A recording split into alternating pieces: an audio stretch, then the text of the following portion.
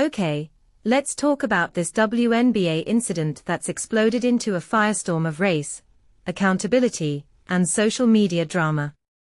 First off, hook your seatbelt, because this isn't just about basketball.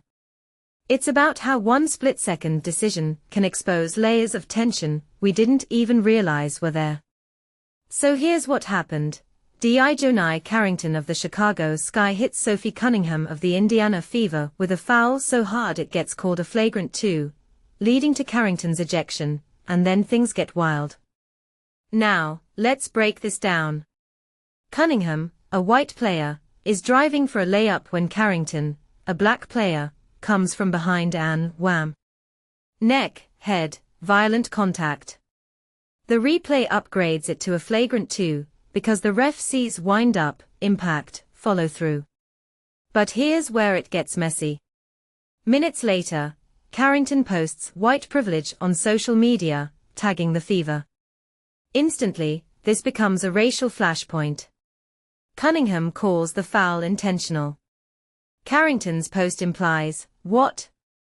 That the call was racially biased. That Cunningham's reaction was shaped by privilege. We're already in deep water here. But wait, Cunningham fires back. She says, this has nothing to do with race, and points out she got ejected last year for a similar foul. She even adds, I deserve to be kicked out, which, wow. That's a self-aware take. But then she doubles down, there's no reason to play that card. So now we're arguing over who is playing the race card, while the actual incident gets buried under agendas. And here's the irony. Cunningham's recently been in the spotlight for opposing transgender women in women's sports. A memo from the WNBA commissioner, just days before this game, mentions ongoing debates about trans inclusion. So is it possible, just possible, that Cunningham's own polarizing stance made her a target for backlash, whether conscious or not? I'm not saying Carrington's post was right, but context matters. Let's zoom out. The coaches' reactions. Sky coach Tyler Marsh says he hasn't seen the replay, and won't judge the foul. That's weird. As a coach, you're supposed to have your team's back, but this feels like damage control.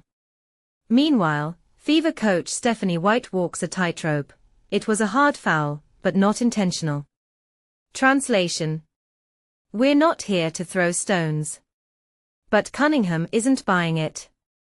She claims the hit was unnecessary, and even implies Carrington wants attention. So who's right? Honestly, the play itself looks reckless, but intent. That's in Carrington's head alone. And then there's the Caitlin Clark subplot. She gets a technical foul for accidental contact with a ref, which the league later rescinds. Coincidence that this happens hours after the game? Maybe. But it adds fuel to the fire. Are calls like this ever truly neutral? Especially when race and gender politics are in the mix. Here's my take.